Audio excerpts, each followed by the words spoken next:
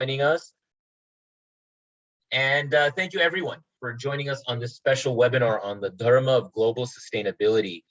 There's so much going on in this space, in our environment, what we're doing to the planet, and how do we move forward, right? What is the process, right?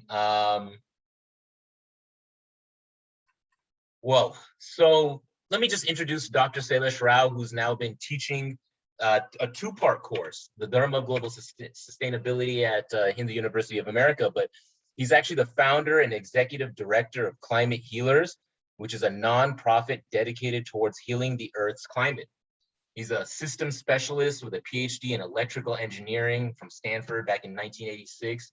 And he actually worked on internet communications and infrastructure for 20 years before he jumped into this Dharma of sustainability. And in 2006 is when this happened. He switched careers, deeply immersed full-time in this spiritual and environmental crisis that's affecting humanity. And he's actually the author of the 2011 book, Carbon Dharma, The Occupation of Butterflies. So glad to have you on, Dr. Rao, for this webinar. And let me just hand it off to you and we can get started.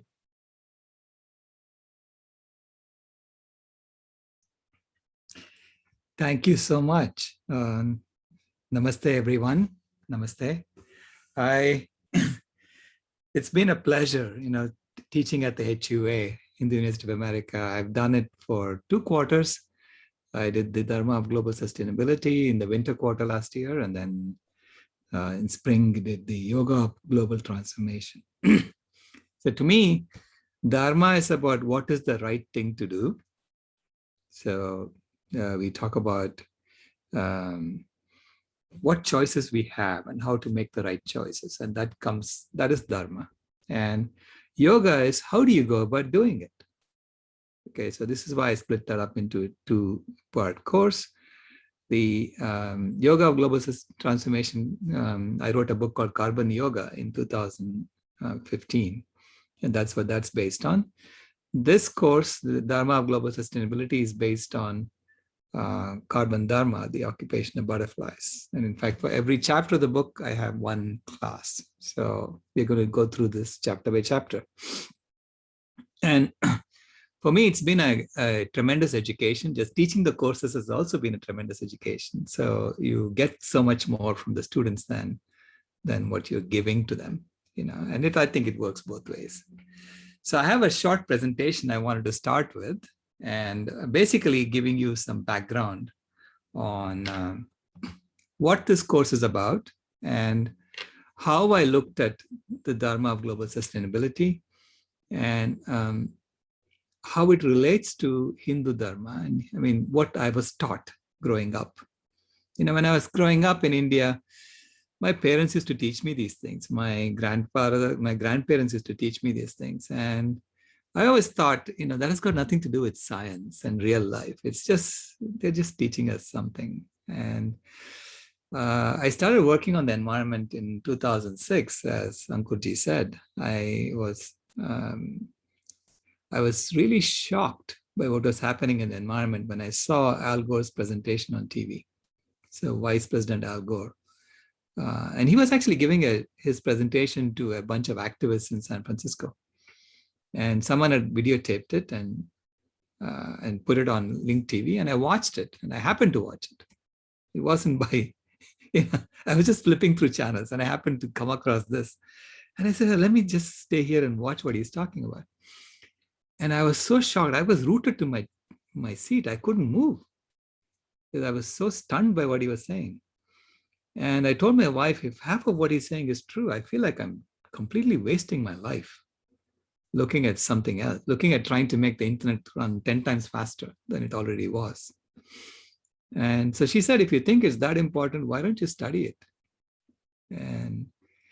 And so I did it. I studied it for about 3 months. And at the end of 3 months, I told her it's far, far worse than what he's saying. It's far worse. And so she said, if it's that important, you better just close our company and focus on this full time. And that's what I did. So I closed my company in 2006. I actually spent 3 months trying to get everybody jobs because I didn't want to close my company and tell people you're on your own. So I had about 10 employees at that time. It was our own company. And we found everyone jobs. And so it took us 3 months to close it down. And then I wrote to Mr. Gore and I said, how can I help you? So that was the beginning of my journey. So I have a few slides to show you. And I'm going to talk about what I learned. And you're going to, in the course, I'm going to go through what I learned and how I learned it so that you understand what a truly sustainable civilization would look like. Okay. And then beyond that, in our next course, we'll talk about how do we get there from where we are. Okay, so that's the yoga of global transformation.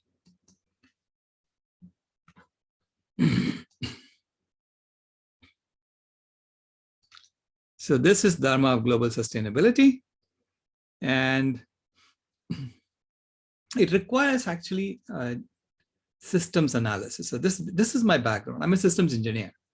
So I started doing systems analysis, to understand what is the sustainability problem. And one of my colleagues, William Ophuls, who is a systems specialist, he wrote a book in which he said, the product of genuine systems analysis is not solutions, but understanding and wisdom. Okay, it's wisdom. And understanding brings wisdom.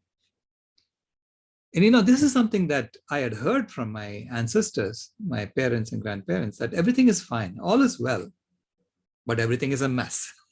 So if all is well and everything is a mess, how should we act? Okay, so that is the question we face. And I'm going to talk to you and I'm going to teach in this course why all is well and why everything is still a mess.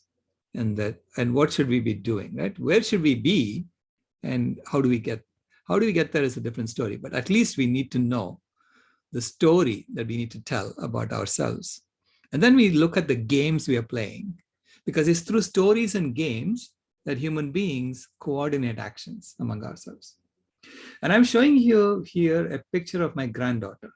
And this was me. I didn't have a beard at that time, and I was dyeing my hair black, and I stopped doing all that once I started working on the environment. So this was 2010, but 11 years ago now. And I went to see my granddaughter when she was a month old. And at that time, I was convinced that we are going to hell in a handbasket. Okay? That's how bad the environmental problems are.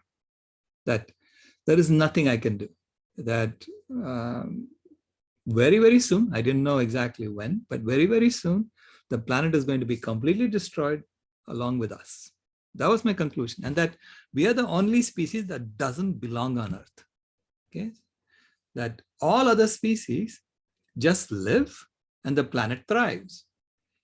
We just live, human beings just come in and we destroy the whole thing. So I thought that if you just take human beings out, the Earth will be just fine. Okay? And that we are the only species that's like a mistake that doesn't belong on Earth. And I went to see her when she was a month old, and she looked up at me and she smiled. And I saw this knowing smile from her. It's as if she was saying, what do you mean I don't belong? I belong exactly as I am. I'm perfect exactly as I am. And it just hit me when I saw it. It just hit me that she's right. She must be right. And that my parents were right. My grandparents were right. We do belong exactly as we are, and we must be telling the wrong story. So the environmental story, I had to reframe it to figure out exactly how to tell it in a way that we will start acting the right way. Okay, so, and it's about really analyzing what's going on and figuring out the truth, understanding what is really going on. And then,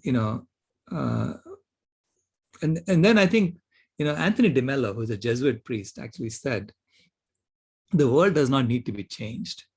It needs to be understood. And when you understand the world, you will change. And then the world will change with you. So that's what he said. But he also said that people don't like to hear that. They don't like to hear that they have to change. They like to hear, they really don't want to be woken up. He said that people want their toys mended. They want to be told everything is fine and you are the best. That sort of thing gets a lot of support, right? So people want to hear good things about themselves. But I'm not going to do that. I'm going to tell you the truth about what's going on in the environment and how it relates to Hindu Dharma and how Hindu Dharma actually tells us what to do. And therefore, it's our job right now to step up and take the lead in the world, okay? Our community has to step up and take the lead and show people, look, this is something that we've known all along. Because we always tell the story that God is acting through us. So this is all God's play. Yeah? So we are all part of God's play. And therefore, there is something beyond what we see. So when we truly understand the environmental situation, we realize that we do belong exactly as we are. Okay, and therefore, as part of that, we are going to have a major transformation in the next few years. And therefore, we're in this unique generation that has been given this opportunity to either transform completely and therefore create a thriving, sustainable world for our children and grandchildren, or continue along a current path and destroy everything. So we have that choice. That is the Kurukshetra of our times. And we are facing that right now. So I will talk about colonialism. And, we are used to this, right? We know colonialism was about some other people coming and telling us we are superior to you and you bow down and we've gone through this.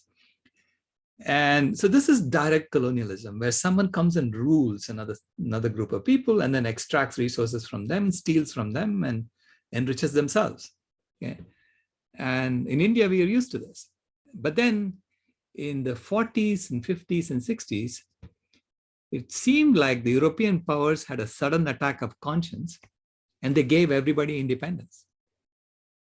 Okay? So colonialism is no longer prevalent in the world. That's what it seemed like, right? But it's actually a lie. They just figured out a different way to colonize us. Okay, so if you think about it, Operation Flood that started in 1970 was funded by the European Economic Commission and by the World Food Program. And they actually gave us the know-how as well. How do you extract biomass from the villages of India, turn that into milk by raising cows in the villages, and then sell the milk to this common facility where it's just like a cooperative where they mix it all up and then put it in refrigerated lorries and trucks, and they send it to the cities and sell it to people, and therefore we consume that.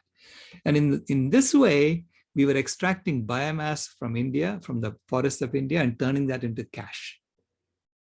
And through that cash, then you get foreign exchange. So basically, people were drinking milk, but then what do you do with all the cows that are alive? So you then get leather out of them. You get beef out of them. And then you sell the leather and the beef. India has always been one of the largest exporters of leather on the planet. And then right now, India is the second largest exporter of beef. So we sell the beef, and through that, we get foreign exchange in India. And with foreign exchange, you can now buy oil, right? So fundamentally, by telling the whole world that you have to buy oil in dollars, or you have to buy natural gas in dollars, they were able to colonize through the currency system of the planet. Through the currency system, we are all being colonized. So think about that. So they are giving money to grow the dairy industry in India, even though everyone knows that 60% of Indians are lactose intolerant. Okay. I am lactose intolerant. It's actually, I call it lactose normal. We're normal. You're not supposed to be able to digest this lactose after you wean from your mother's breast. Okay, so most species don't. They don't have a need for it. But the people in Europe had a genetic mutation that allowed them to digest lactose. So then they impose this consumption of dairy on other people. They just market it to us and they make us consume it. more and more.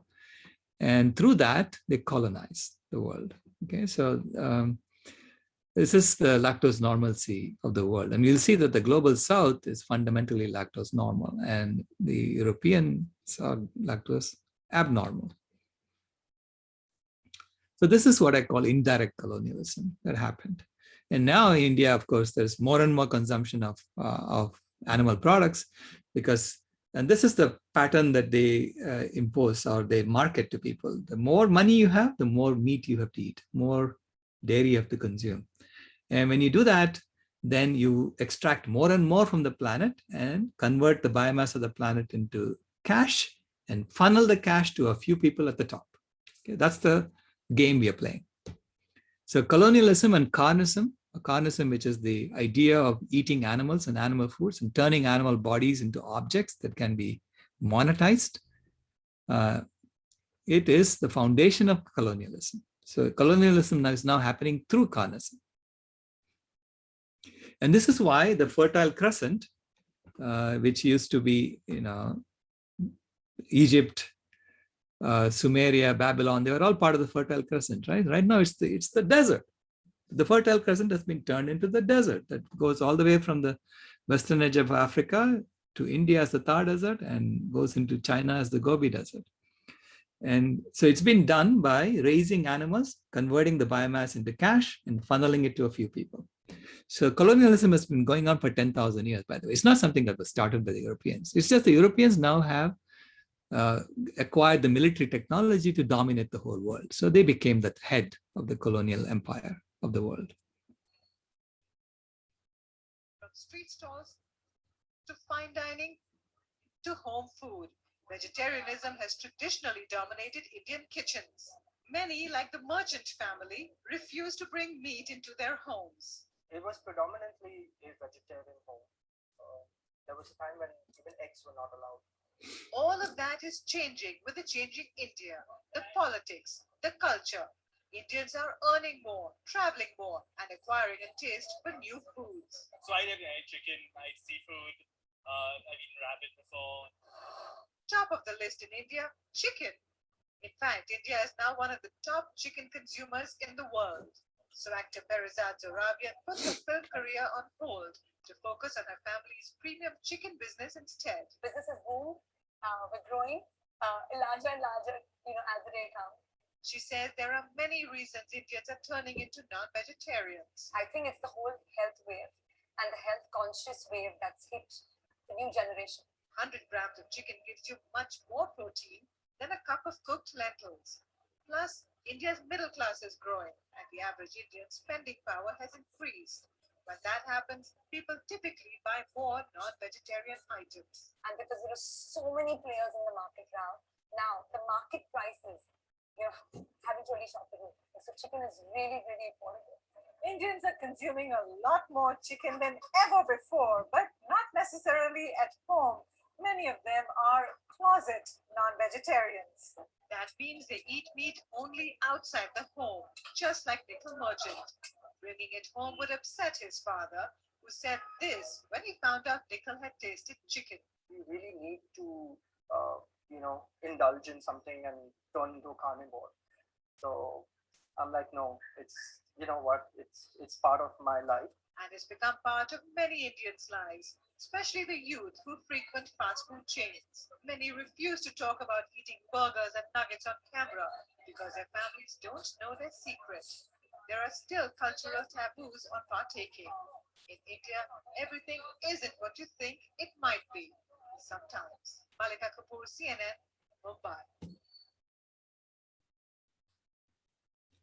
Just think about the marketing that was going on in that video. I mean, and it's actually lies. Okay, so they tell you it's because of the Indians have become more health conscious, they're eating more chicken. It's the exact opposite. I mean, you shouldn't be eating animals if you're health conscious, because you know that animal foods these days are loaded with toxins. Because animals are eating plants are loaded with toxins. I mean, basically, they're accumulating the toxins in their bodies. And it's certainly not true that chicken has way more protein than lentils. In fact, they don't. Lentils are more protein than chicken for the same calories. And in fact, if you eat enough calories, you will have plenty of protein. And if you eat excess protein, you are just making your kidney work hard to get rid of it.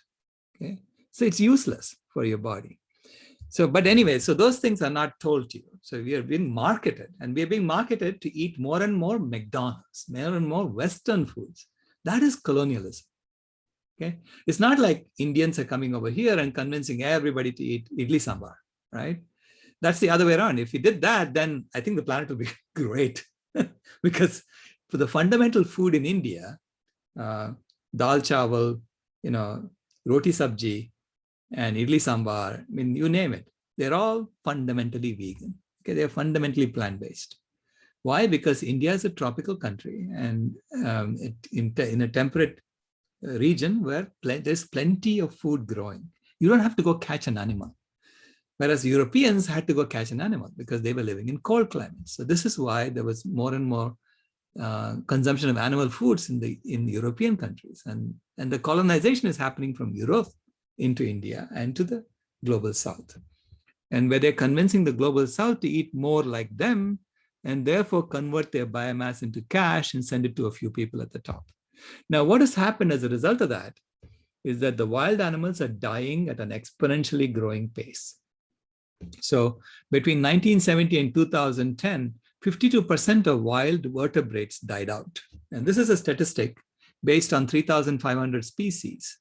And it's collected. It's a statistical analysis that was done by the World Wildlife Fund.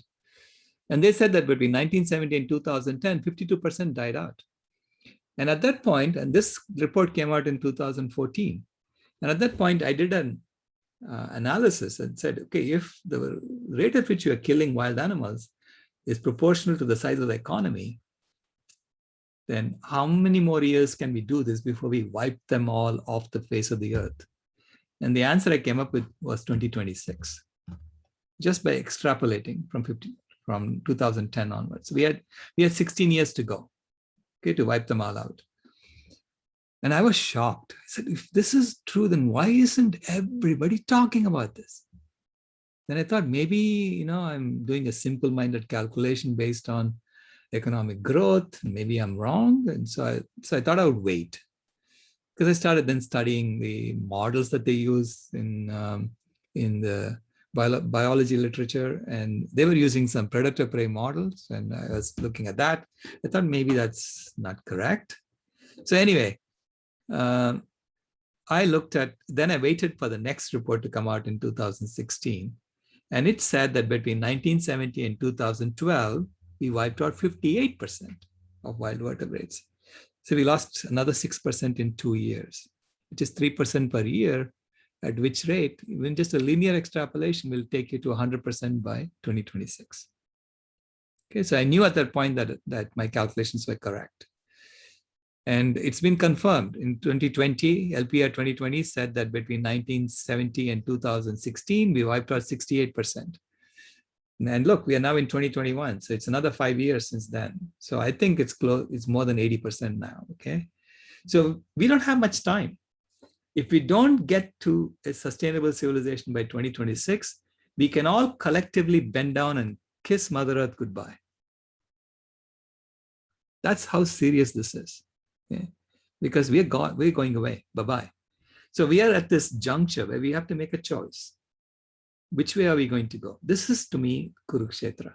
This is the battle of Kurukshetra that's happening, the battle for our minds. So a global transformation is inevitable, one way or the other. And even today, if we transform, we are underestimating the challenges of avoiding a ghastly future because we have triggered a number of nonlinear feedback loops in the system. And it's the pervasive human-driven decline of life that points to the need for transformative change. Okay, so if we continue to play golf when there's fires happening behind us, we're going to be in big trouble. But we have a choice. So again, this is a choice. Do you fight the battle of life or you don't? So this is like, Arjuna talking to Krishna right now. You're in the middle between these two sides that are arrayed, and we have to decide whether to fight the battle or not. And if you remember what Krishna told Arjuna, He said, in my mind, the Kauravas are already dead. The Kauravas are gone, right? But he said, it's up to you to choose to fight or not. And he told him, look, I love you so much that I set you free even from me, and you're free to choose. And we also have been set free to choose how we want to go about this. Do we want to continue to be colonized by a few people from the West? Or do we want to change, transform? Americans love sausage and bacon. We consider it almost a civil right to have access to abundant, low-cost protein supplies. Some of the same factors that make the meat supply chain so efficient and profitable are also helping fuel devastating outbreaks of the novel coronavirus. And according to the US's largest supplier, that supply chain is breaking. More meat processing plants in the Midwest are closing, and that could impact our food supply. There are growing concerns about food shortages. So far, over 10,000 workers have been infected or exposed to COVID-19, and at least 30 have died. Our members are getting sick and they're dying. Worker safety and health in this pandemic is really in crisis. A lot of us are getting scared, mainly that if we didn't show up for work, we might not have a job. An executive order signed by President Trump declares meat processing plants as critical infrastructure. If the administration wants to protect the food chain, what they really need to do is to protect the health and safety of the workers in that industry. So just think about that, right? So the Kauravas are in power right now, and they are saying, doesn't matter what happens, even if the workers die, you're going to have to come to work and produce that meat. And it is all over, right? If you look at the UN Sustainable Development Goals, the UN also, it's basically a Kaurava organization, right? So it has this, it is talking about sustainable development, and it has these 17 goals. And every goal looks good, okay? No poverty, zero hunger. Hey, who would argue about that? You want to have no poverty or zero hunger in a sustainable world. Good health and well-being, of course. And then they added number 8, decent work and economic growth. And why did they add that? It's a redundant goal. In any systems project that I'm part of, if I have a redundant goal, I throw it away. Because if I have no poverty and zero hunger, do I really care that the economy is growing? So why did they put that in there? They put that in there because they're pretending to work on all these other goals by just growing the economy. And so what they're doing is a Ponzi scheme. So literally they're running a Ponzi scheme and misdirecting us into looking at certain things and not looking at other things. So they're trying to tell a story in which they're deceiving us. But in the process, they're also being deceived. So it is, when someone gets to be too clever and they're trying to con everybody, and finally they realize that they're also being conned, they're also being deceived, right? So the way they're deceiving us now is by focusing attention on climate change as the fundamental thing. You need to worry about climate change. Don't worry about genetic diversity loss. Don't worry about nitrogen and phosphorus loading, all these things that are in red, right, in this diagram. You hardly hear anything about it.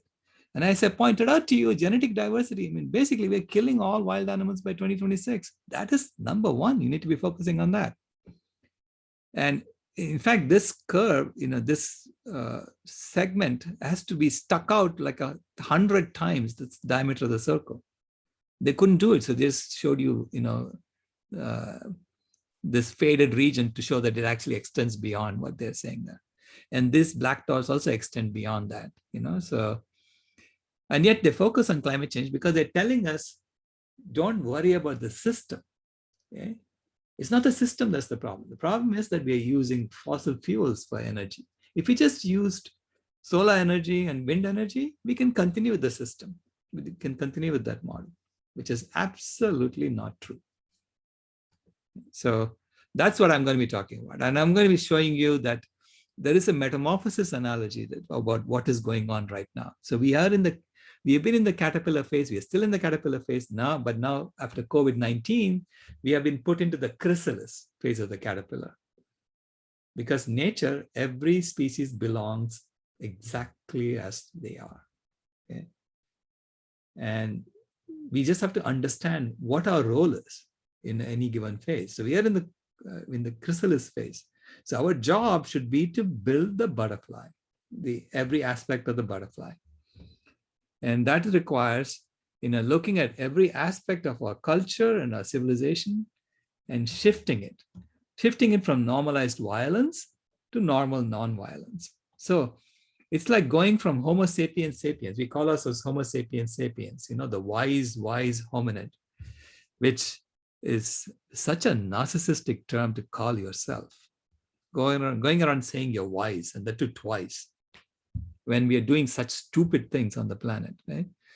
And so I say that we are in our narcissistic predatory taker phase. So we are a narcissistic predatory taker species right now. And we are going to have to become a compassionate climate regulating caretaker species. And I say we are transforming to Homo ahimsa, which is a combination of a Latin word and a Sanskrit word, which signifies that we are coming together as a species from around the world.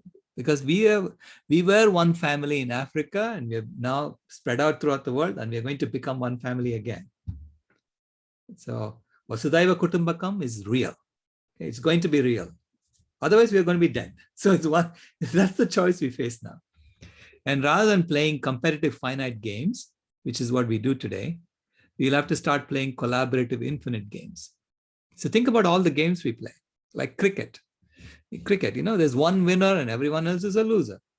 And in the game, we are actually taking a ball, which is covered with the skin of an animal. It's usually cow leather that is used to make a cricket ball, and we bat it around, right? So it's like telling the animals, look, we're taking your skin and we're batting it around because we are so powerful as a species. So it's one of those Kaurava games we are playing right now. Lots of Kaurava games we're playing right now. And so we need to start playing different games, infinite games. And it also requires a lot of civilizational shifts. We currently have in our system, speciesism is built into our system, colonialism is built in, racism is built in, ableism is built in, patriarchy is built in. Okay, because we are in a domination oppression paradigm. And we need to shift to veganism and radical sacredness, because that's what's sustainable. Okay? This is not sustainable. It's going to die out. We make money by through death, disease, and destruction right now. So death for the animals, diseases for human beings, and destruction of the planet. That's how money is being made. So, but that needs to shift from diseases and divisiveness for humanity to health and harmony and diversity for humanity. From destruction and exploitation of the planet to regeneration and caretaking of the planet. And from violence and cruelty to animals to kindness and compassion for animals. From an egocentric culture of consumerism, we need to shift to an ecocentric culture of accountability. From a mindset of scarcity to a mindset of generosity. And from a profit-driven economy to a service-driven economy. So everything on the right-hand side is sustainable. Everything on the left is what we are doing today, and that is completely unsustainable. So that is the Dharma of global sustainability. And my granddaughter is my inspiration for this. And I tell her that she's been one of my greatest teachers, actually, because as she grew up, I let her teach me as opposed to the other way around. And I can tell you, I'm going to be telling you stories about how she has taught me. So you understand that actually every child has the potential to teach every adult. And I really would like to see a pairing of a child with an adult, so that the child becomes the teacher and the adult becomes the student, because we have a lot of unlearning to do if we really need to get to a sustainable world. And fortunately for us, our children are born with ahimsa in their hearts. So for them, it's normal. Anyway, with that, I'll stop sharing. And any questions you have, I'm happy to answer. Yeah, wow. Dr. Rao, Sailesh, now I've been on these webinars with you before and looked at your presentation, but you're adding a whole layer with this carnism is foundational to colonialism, right? Taking the bodies of living beings, controlling them, and then exploiting them. And then that last section, death, disease, and destruction, death of the animals, disease for ourselves, and destruction of the planet. You know, I'm almost a vegan myself, and I've seen the documentaries, you know, and gotten into it. And that framework of the Kurukshetra, right? This is a world-changing battle, right? The application of our Ityasa to what's going on now. Wow, beautiful. I appreciate the presentation and this class. I mean, it seems exciting.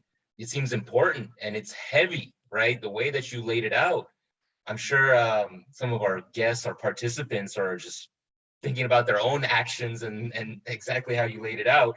So if you have questions, please drop them in the Q&A box.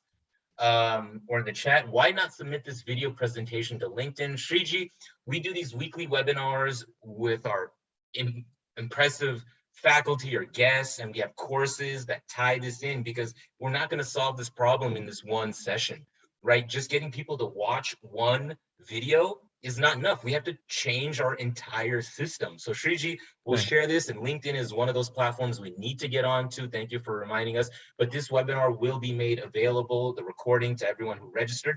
Please share it. Yeah, Shriji, you know, share it with your family and friends and you know, however you can. And Sailesh, maybe you could talk about, you know, climate healers at different platforms you're working on, and this is a life mission that you've turned into. And I hadn't heard the story about you shutting down I knew you shut down the company, but amazing that you found all 10 of your workers a new job. I mean, that shows how you're really, you know, acting and believing in a dharmic, you know, believing and acting in a dharmic way. But so maybe some of those broader points, if you want to touch on, as more people drop questions in the Q&A box.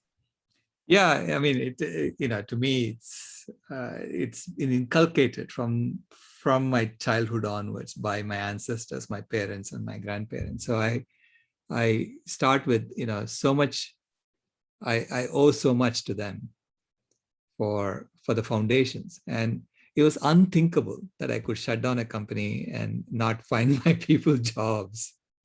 It's just unthinkable for me. So yeah, and so I started giving them recommendation letters. I would start calling people and finding jobs for them, and so made sure that everybody was happy before I closed it down. So it took us about 3 months. So it's 3 months of additional salaries we had to pay, but that's okay, you know. And then the broader platforms that you're sharing this message and how you're getting, obviously HUA, but you yourself as an activist in this space, you're working in different platforms, if you want to talk about that. Yeah, so I started Climate Healers in 2007. And initially it was basically for me to do my research without any encumbrances from people, right? So, because if I go to a foundation and start getting grants from foundations, then they control what I can say and what I cannot say, what I can study and what I cannot study. So fortunately, I didn't have to do that, you know, because I had sold my company to Intel, and Intel fortunately gave me a bunch of stock to play with, right? So it allowed me to do what I wanted to do. And to me, you know, this is, it was the right foundation for me to study things and actually have some resources to go experiment with things. So I started experimenting. I started, you know, going and talking to villagers in India about climate change. And I found out that actually they knew more about it than I did. They told me, well, we know it's happening. And I asked them, so why do you think it's happening? And they said, because God is angry with us. And I asked them, so why is God angry with you? Because we cut down the trees. They went right to the heart of the matter. Okay. It was not about driving cars and any of that. They knew cutting down the trees is going to cause it. Okay? And then, you know, they said, what else can we do? Because this is what the people in the city want. They want milk and meat. So they are going to do what the people in the city want, because that's their source of income, cash. And why do they need cash and income? Because they wanted some of our things. They wanted a cell phone. They said, how do you get a cell phone? You have to have cash. You have to have money. So this is how we get suckered into the colonial system. It's a single colonial system that's been driving, and you can see the colonization happening now, right? So they're driving people out of the Amazon and burning down the forests to grow more meat and dairy, right? So the carnism is the foundation of colonialism. And so if you want to decolonize the planet, which is what sustainability is all about, it has to be founded on veganism. It's the exact opposite ideology to carnism. So that's why I say, we all have to think about this and reach that and take that step of acting. And that requires courage. Okay? And so this is where Bhagavad Gita comes in. Because without courage, nothing works. Nice. Well said. Swami Chidanandaji from India is asking about the LPR. What does it stand for? And then the second question, biofuel and forests. Please elaborate what this biofuel means and cutting down trees in the forest for what purposes? Yeah, the LPR stands for the Living Planet Report. So it's the World Wildlife Fund Living Planet Report. You can actually do a search for that and you will see Living Planet Report 2020 is the last one that's been out. It comes out every 2 years. And the World Wildlife Fund has been doing the statistical survey since 1970. Okay, and it's a source of information for us that they have gathered. And so they have a whole network of people who are doing statistical survey of different species and keeping track of them so that we can accumulate the biomass. What was the second part of the question? I dropped that link in the chat if people want to check out that Living Planet report. And the second half was about biofuel and forests, right? You mentioned Amazon is being attacked so that they can grow beef, or not grow cows so that they can murder them and sell them as beef. But what are other places being cut down for? Is it biofuel, and how are the forests being impacted? Yeah, ultimately, we have an economic system that monetizes everything. So if a living tree has less value than a dead tree, we cut down trees. Okay, if a living animal has less value than a dead animal, we kill animals. And if a healthy person has less value than a diseased person, we sicken people. We deliberately sicken people. Think about it. In school, we actually force children to eat meat and dairy, okay, especially in the US, even though they know that African Americans are 90% lactose intolerant, or they're lactose normal actually. And so are indigenous people and people like us. 60% of us are lactose normal, so we cannot really digest milk. Yet during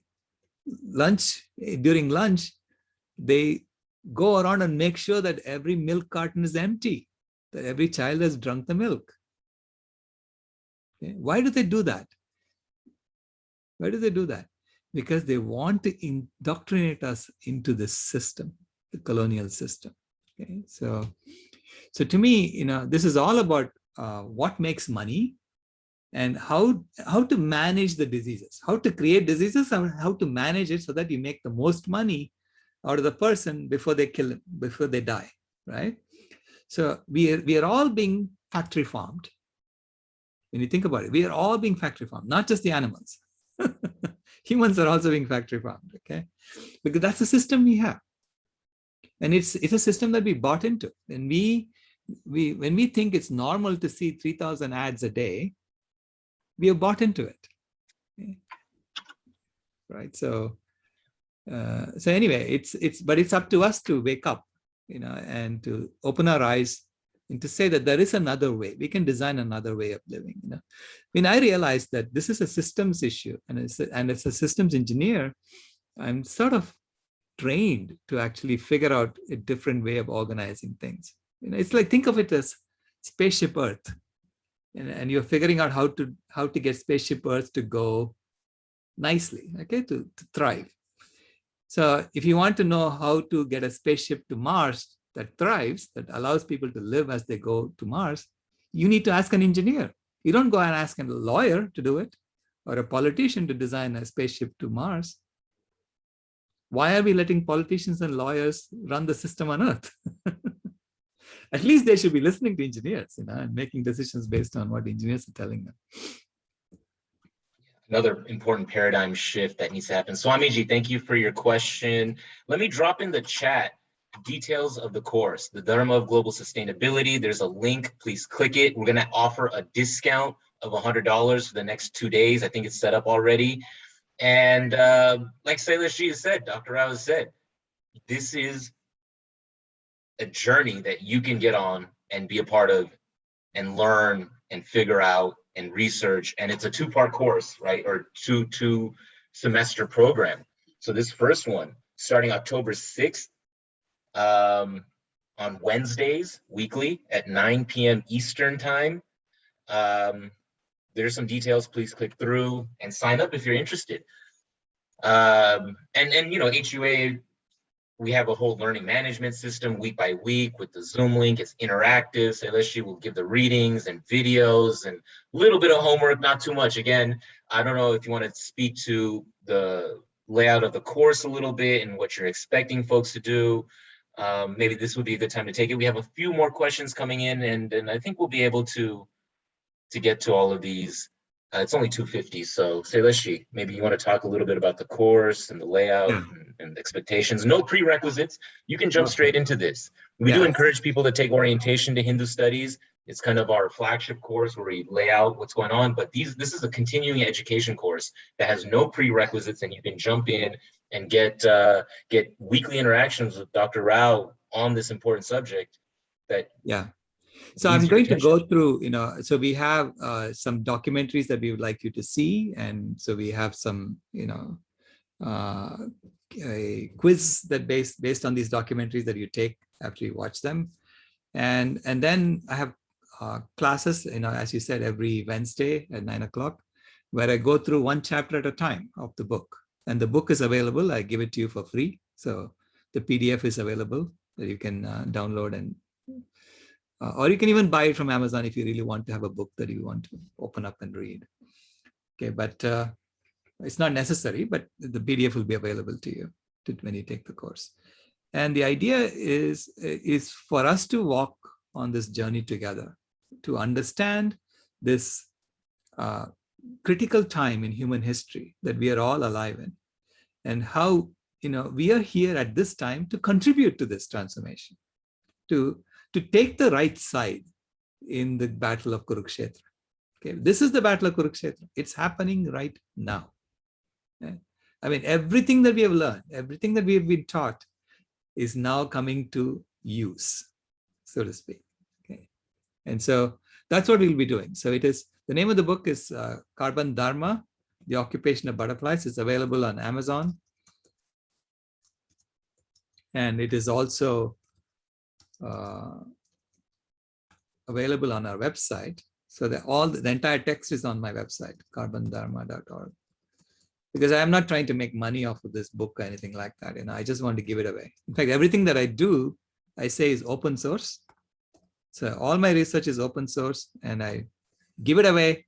And you can even take it and say it's mine. It doesn't matter to me. I just want the knowledge to get out. That's all. Thank you for that.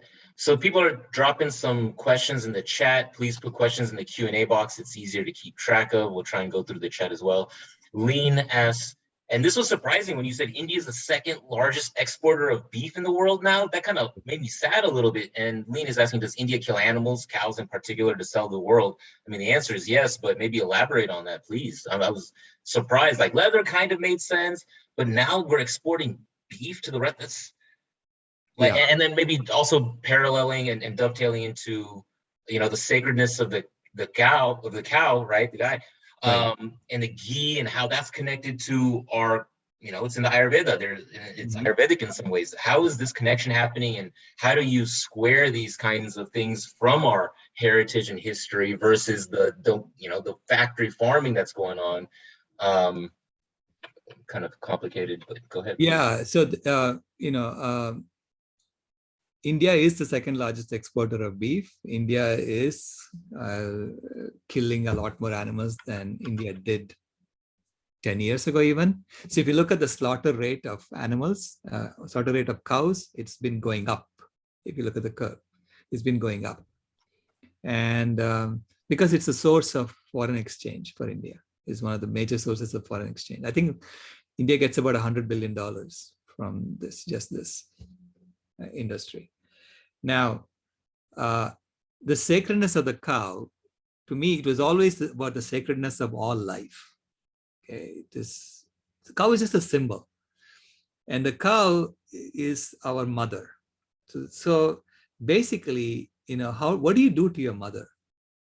You serve your mother. You don't exploit your mother. You have to serve your mother, right? That's how we treat our mothers. That's how we've always treated our mothers. And our mother has brought us to this level of civilization. Okay, so it's because we exploited the cow, because we exploited this, our mother has given us the milk to grow, to make us grow up as a species. And now she's saying, I am done with you. You better wean from me. Okay, that is the message. I mean, if you ask any cow, they're going to say, don't take my children away and then suck me dry. I mean, what the hell? This is awful what's happening to the cow right now. Okay, throughout the world, not just, it's also happening in India. I actually observed it happen in the villages of India. Okay, because I always had the impression that we don't do this in India. It's only in the West they are so ruthless to the animals.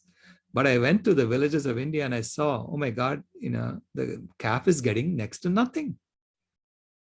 All the milk is being extracted from the cow to be sold. And I also felt bad for the woman who was doing it, because that's her only source of income. Okay? That's what the people want from her. So the sacredness of the cow, to me, is the sacredness of all life. And ghee has always represented the enlightened mind. Okay? So it's symbolic of the enlightened mind, because milk is the fluid mind that has doubts about God, to which you add curd, which is the thought of God, and then you curdle it, let it churn. Okay? If you curdle it and let it churn, that's meditation. Then you get butter, which is the solid mind that has no more doubts about God. Okay? And you take butter and you refine it. You get ghee, which is the refined solid mind that has no more doubts about God. That's the mind of a devotee, which is why Krishna loves butter. He loves the mind of a devotee. Think about the stories of Krishna. See how symbolic they are. They've always been symbolic, right? Krishna is lifting the mountain with a little finger, Govardhan with a little finger. It means that if you have faith in Krishna, he will shelter you from the trials and tribulations of life. We don't take that literally. We don't go around trying to lift mountains with a little finger. Okay. So Krishna also danced on the hood of a seven-headed snake. Show me a seven-headed snake. Show me this fossil of a seven-headed snake.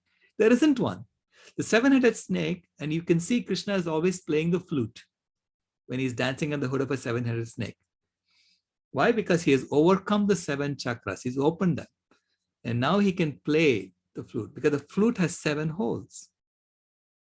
And when you play through that, you get beautiful music when the chakras are open. So he has overcome fear, guilt, shame, grief, lies, delusions, and attachments. Those are the 7 heads of the snake. Okay? So that's also a symbolic story. So the story of butter is also symbolic. Okay? You can take it symbolically, or someone can appropriate that and use it for marketing purposes, which is what Amul did. Okay, so and sell you butter, right? So, and if we buy into it, we are the ones who are being conned. We are being deceived. Right? And so the scale of milk production, you're saying, really went up after independence. Wow, yeah. Interesting. And plenty more in your course and books, I'm sure. So if you're interested so far, please do consider enrolling. Patricia says her favorite brand of oat milk is Oatly. Mine too. These alternatives are there. They're developing and they're accessible, right? The costs are coming down, the economics of it. But as you're saying, the system is set up in a way to perpetuate the dynamics. And so the poverty, the cost systems, that's part of what we need to overcome. Right. Do you have any thoughts on that. I don't think we have any other questions on economics, but we still have about 12 more questions. Right. Yeah, I mean, the economics of it, I found out that actually if I make milk at home, it's so much cheaper than anything that I buy outside, right? You can make oat milk at home. There is something called the almond cow, which is, you have to pay about $200 to buy it. And then you make it at home, as much milk as you want. I actually make my yogurt at home as well. And I don't even need an almond cow. I don't have to even make milk. In fact, there is a recipe by Somnath Sachdev, who just soaks peanuts or cashew nuts and adds a little bit of rice to it and grinds it up, and we boil it and ferment it like any other yogurt. And my God, that yogurt is so good.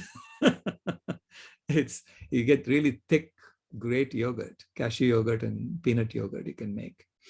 Interesting. So we send out an email after each of the webinars. We'll have a recording of this. Maybe if there's some specific links and other things that we want to include, we'll send it out to everyone. Maybe even a recipe for vegan yogurt. Yeah, sure, absolutely. Yeah, Somnath Sachdev is my teacher. She taught me how to make cashew yogurt and peanut yogurt. Yeah.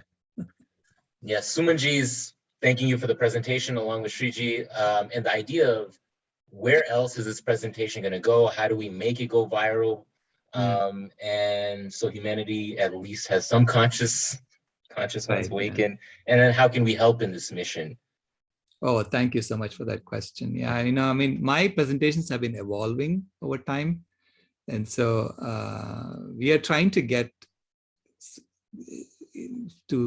a popular way of getting it out, so that it spreads virally. Have you done a TED Talk? No. TED would not like me to give a talk because anything that upsets the system is frowned upon in the system. Okay, so this will upset the system because I'm basically telling them the truth about the colonization. Colonization is actually happening with a few people at the very top. So even the people of America are colonized. People of the UK are colonized. So we have to have sympathy for them too, because they're the first ones who got colonized, and then they spread and started colonizing the whole world. Remember, it's the English East India Company that colonized India. So you can see the corporate roots of colonization right there. Okay. So and if you think about and I'll go through that in my course. I'll talk about the currency system and how the currency system is actually controlled by just a few people. We don't even know who they are. We can guess who they are, but we don't know. Okay. So. Yeah, I dropped a link to the course in the chat again. Please do click through and sign up if you can right now. Lou Frias is asking, or just says, 2026, how do we not scare people? How is it not scary? I mean, every time I hear another presentation, scary. Yeah, well, it's we can either be scared, or we can say we see a light on this side and we need to be pulling people along towards the light. Okay, as opposed to, it's like, imagine that you're driving a car at 90 miles an hour and it's a convertible. The wind is rushing through your hair and you're having so much fun, and you round a bend in the road and you see a concrete wall in front of you. Do you at that point say, oh, I will always have the wind in my hair, I always love to drive the car at 90 miles an hour, I'll never take my foot off the accelerator? Would you say stuff like that? Or would you immediately take your foot off the accelerator and put it on the brakes and figure out how to turn the car around? Okay, that's what we are facing now. And I'm just pointing out to you that there is, isn't it better to know than not to know that this is so quick, it's going to happen quickly? And therefore, we need to help each other make this transformation. Okay, we need to help each other. I say, I'm in service to all of you. How can I serve you? Do you need help transforming to a vegan diet? I'll help you. So we have so many people like that, okay, who are going around saying, how can we help make this transformation happen? And so we are working on an entirely new currency system. We are working on, so there's a whole bunch of projects going on in the background of creating this other way of living where we can turn the car around and go the other way. Okay. Thank you. Subhashi says climate damage is proportional to the energy generated, and we need energy as we grow. Right. He just also adds, your attempts are very noble work. We appreciate that, Subhashi. I agree. Right. Vikramji is asking. Just other on than that, not- if I might respond to that, I mean, people have always said that, we need this much energy, and therefore, I mean, right now, the average American is using about the equivalent of 14 kilowatts of energy. Okay, that's the energy rate. On the average American is using 14 kilowatts of energy per day. Kilowatt is per second. It's a kilojoules per second. Okay, that's what a watt is. So it's already the time is built. Oh, just our body is in terms of the energy that we use to just function. In terms of the lights we have, and the energy we use to drive our car places, and and all the things that we have take for granted, the air conditioning, etc., etc. Now, if you had a human being generate that energy, a human being can generate 100 watts of energy after eating nice food. Okay? 100 watts of energy. So which means 14 kilowatts is like having 140 servants per person. Okay, there's 140 servants per person, energy servants in India, in the US. And it turns out that 95% of that energy use is completely wasteful. You don't really need it. So 95% of human activities are completely unnecessary and wasteful. So if you truly had an optimized system, we can get by on much less. I mean, maybe 10 servants per person is enough. You don't need 140 servants per person, okay? I assure you. With 10 servants per person, which comes from maybe solar energy or whatever, I mean, so which is about 1 kilowatt per person, you can really lead a very good life. Okay, so to me, it is about saying, okay, we have gone so far on this side, but we now have created all the technologies we need to optimize going in this side. Okay, so we have a Kaurava civilization. Let's create a Pandava civilization. Can we not do that? Of course we can do that. Okay. Which is about serving the animals, serving other life, being of use as a species. We're not here to just exploit them and kill them off. We are here to take care of them. And that gives us a purpose as a species. And I really think you're facing a much, much better life going forward that once the transformation happens, okay, than what we imagine now. Yeah, there's a lot of positive comments. Like, we need to export knowledge. This is a great seminar and we're trying to educate ourselves, right, Lean? Thank you for saying that.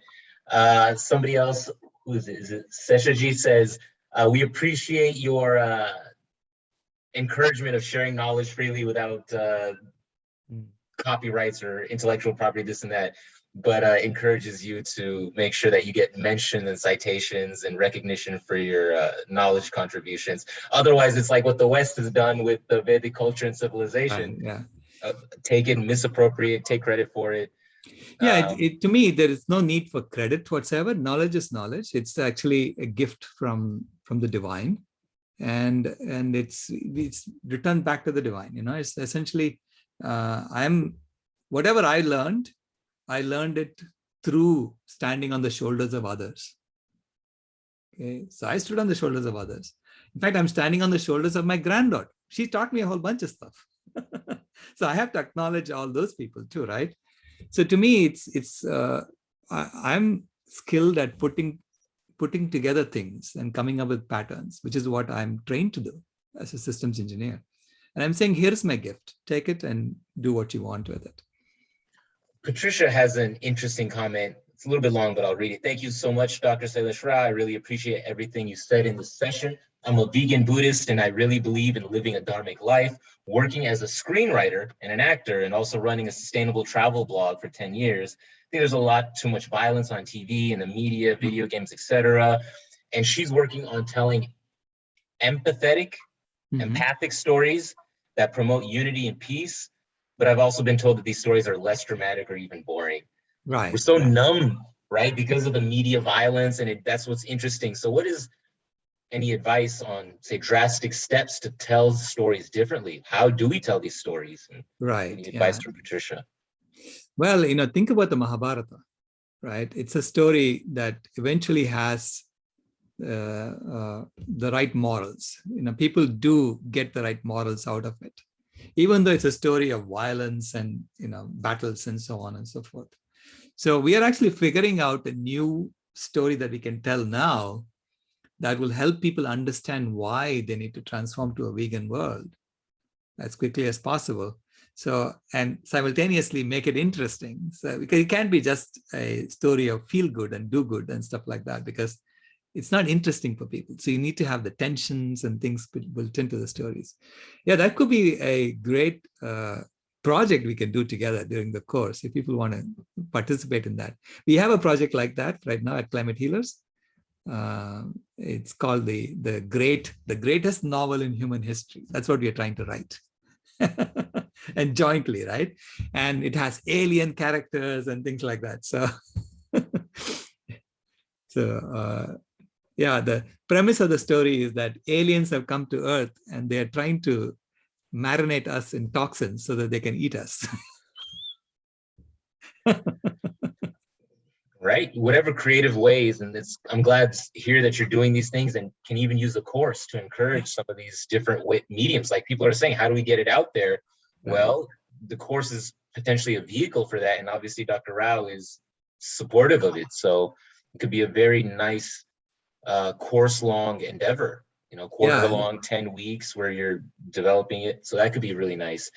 Huzan is asked about the milk in schools. We talked about that a little bit, but the other part of the question they asked is about packaging.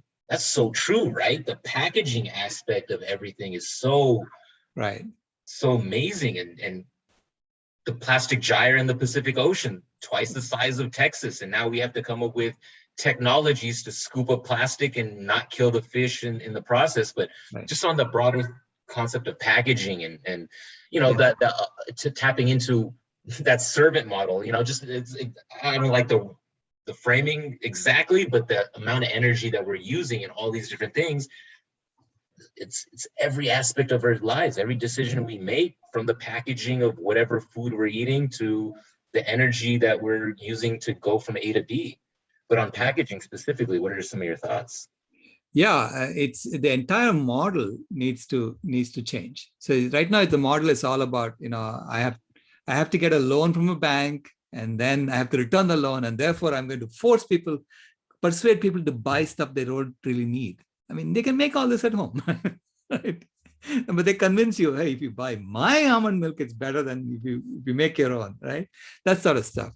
And there's all this marketing that goes on, and then all this packaging that goes with it, right? And we need to be much more conscious of our impact on the planet, and build that in to our business decisions.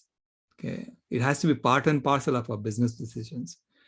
I mean, there will still be commerce in the future. It's not like we're going to stop having any commerce whatsoever, but that commerce will be based on real measures of our impact on the planet and ensuring that we stay within our bounds.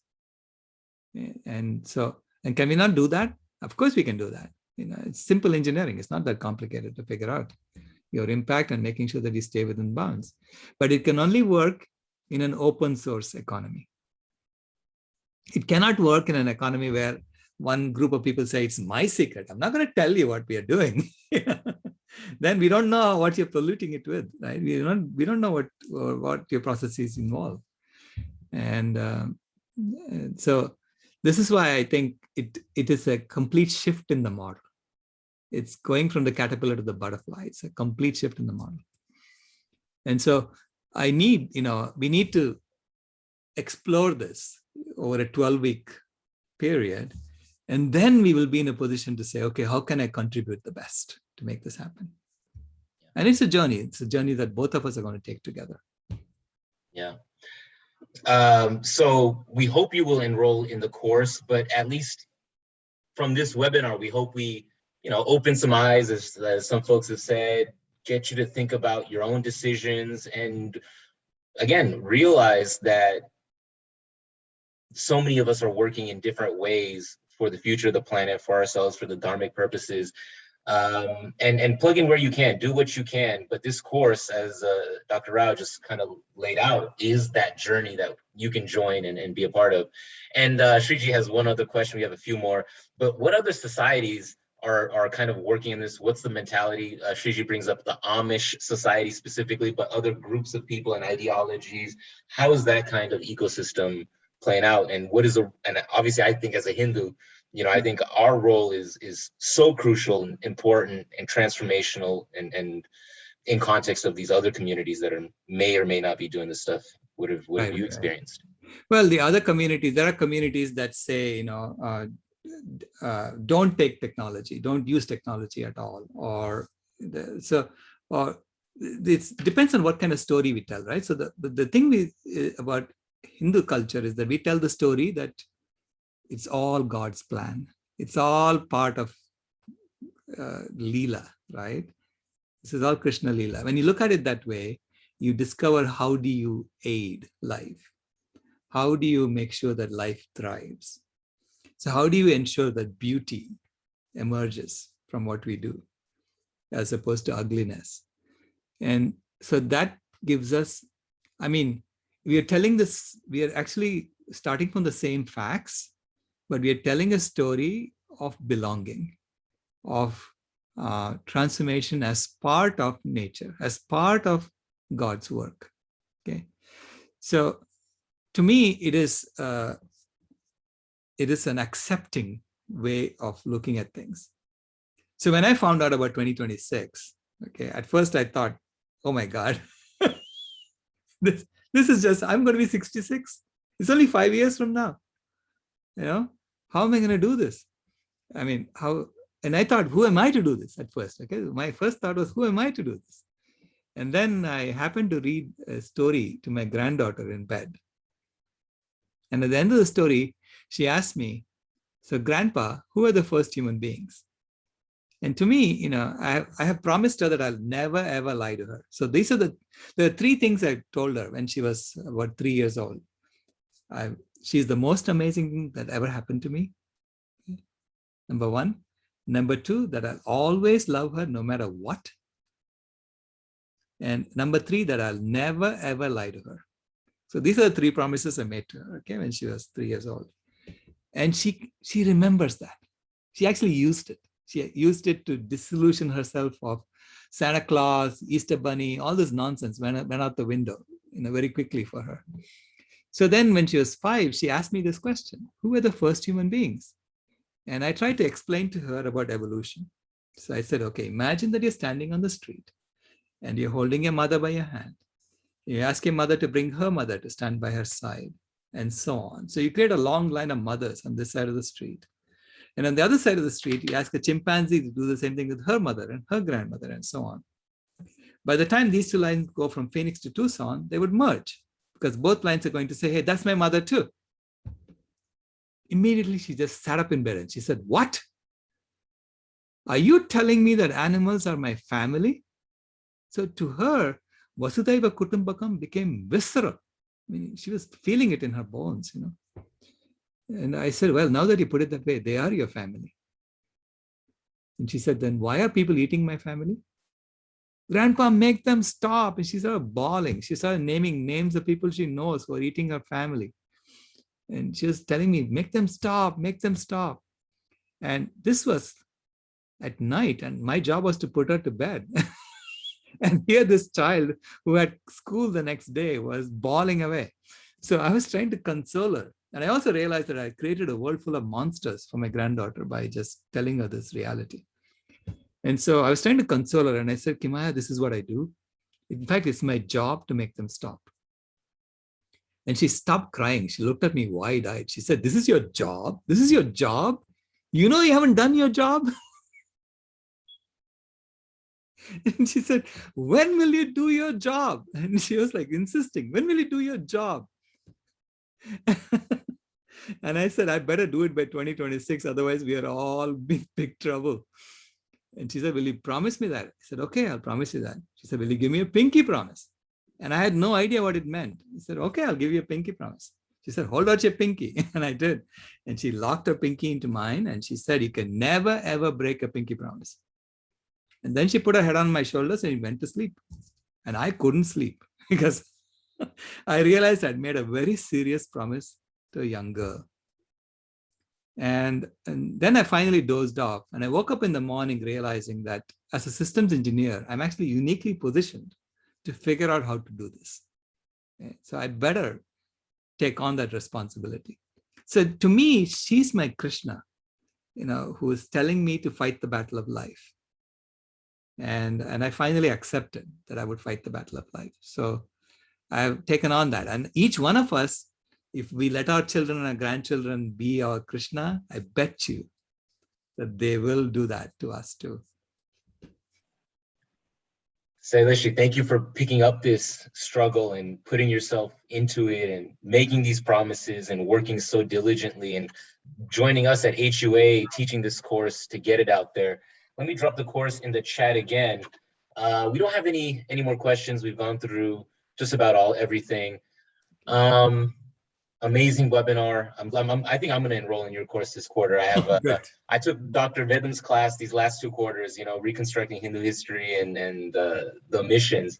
So that was one that I had to take. But right now I feel like this is the Kurukshetra. This is what we got to pay attention to. And I think I'm going to be joining you on this journey, and we invite all of you to join Dr. Rao for the Dharma Global Sustainability starting October 6th. It's going to be a transformational course, not just for you and ourselves, but hopefully the world and the planet, what we're trying to do. Lots of good vibes and positive messages from people in the chat. Appreciate it all. Sailesh, some closing thoughts, maybe some words of wisdom. And thank you so much, everyone, for joining us on this Sunday for this special webinar. Again, the course discount is going to be live until probably Tuesday night. So please enroll before then so that you get that $100 off. We're not trying to make money here. We're just running the institution to get this knowledge out there. But all these factors allow us to run the university properly, provide you these free webinars, the learning management system, and then create the platform for people like Dr. Rao to present this information to more and more people. So again, thank you everyone for joining us. And Dr. Rao, some closing words from you, please. Yeah, I just want to say, look, this is our ancestors' legacy that I'm trying to distill and impart to all of us. And I learn in the course as much as I teach in the course. So I have a short presentation in the beginning, and then we have a discussion in the course. And everyone who's taken the course has told me that it's been transformational for them. Okay, so because we are in that moment in life where we have to make a choice, whether we continue pushing our foot on the accelerator and crashing into the wall, or we change course, right? We put our foot on the brakes, turn it around, and go towards a thriving future for our children and grandchildren. And our children and grandchildren are looking to us to step up. So let us step up, all of us. So it's a 12-week exploration that we're going to be doing together. And I enjoy the course. I enjoy teaching the course.